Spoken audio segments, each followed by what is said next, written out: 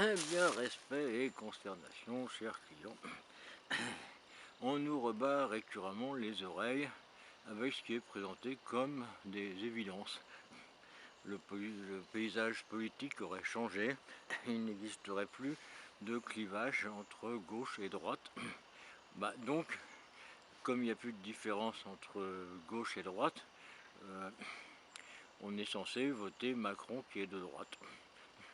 Et tout le monde est content. Alors, bien sûr, c'est une escroquerie. Quand on dit qu'il n'y a plus de gauche et de droite, ni de clivage, ni de différence entre la gauche et la droite, c'est juste complètement faux. Alors, pour savoir si le monde politique ou le paysage politique a changé, eh bien, il faut retourner avec la DeLorean dans les années 80. Alors, les années 80, il y avait quoi?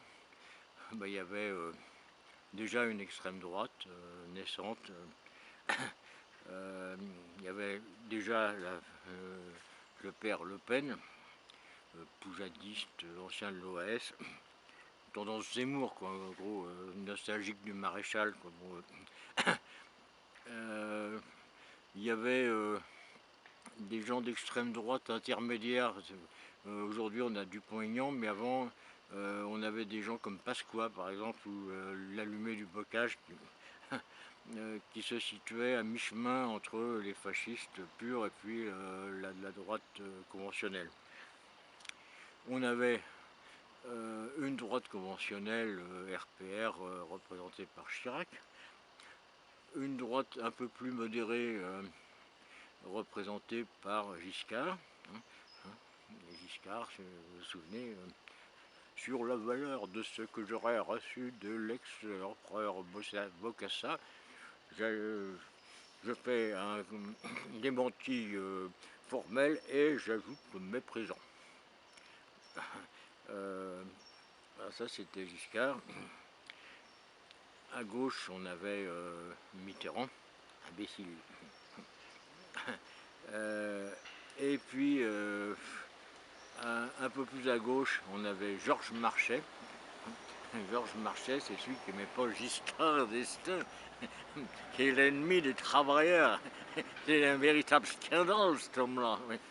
Tout le monde se rappelle de Georges Marchais, le papa de Jean-Luc Mélenchon. Et puis encore un peu plus à gauche, on avait la bonne sœur rouge, Arlette Laguillet, qui a changé de nom, elle s'appelle Nathalie Arthaud maintenant, mais c'est la même, c'est exactement la même. Et puis on avait le papa de Besancenot, qui s'appelait Krivine.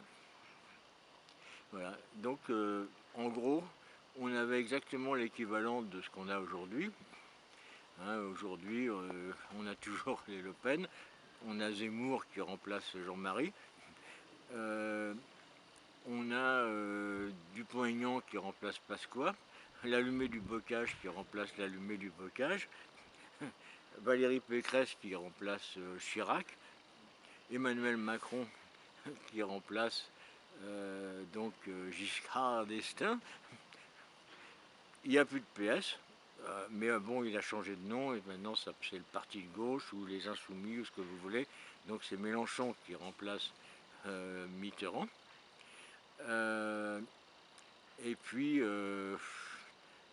après, il y a les gens qui ne veulent pas arriver au pouvoir. Bon, je pense que Besancenot, c'est pas un parti politique, c'est un syndicat.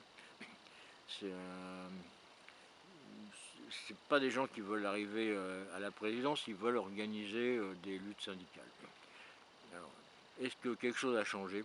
Moi, je ne vois pas trop, à part l'Europe, qui existait déjà, la pression des multinationales, du grand capital. Ça existait déjà dans les années 80, ça s'est renforcé. Donc ça, c'est un fait nouveau. Un autre fait nouveau, c'est une certaine diversification de l'extrême droite.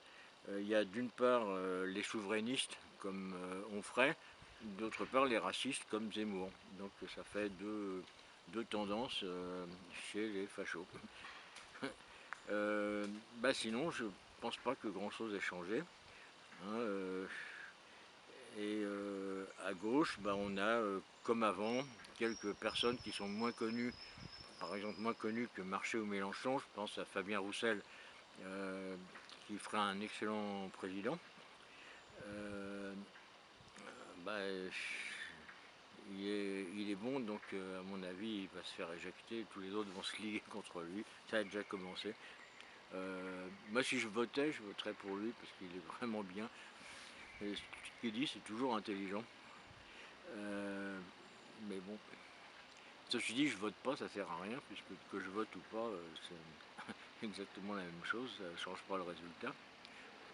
Ceci dit, si j'avais un peu plus de pouvoir, si je détenais quelques dizaines de milliers de voix, bah, le vote, ça serait un petit peu en fonction de mes intérêts, c'est-à-dire des intérêts de mon groupe.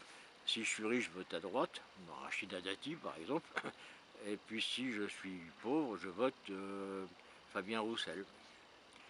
À défaut, bah, les gens qui se présentent. Voilà, voilà. Alors qu'est-ce qui a changé? Bah, le fait qu'on continue à nous entuber, à nous enfumer, à manipuler les journalistes pour qu'ils servent les intérêts des multinationales, c'est pas nouveau, hein, ça n'a pas changé non plus. Rien n'a changé. Voilà. You.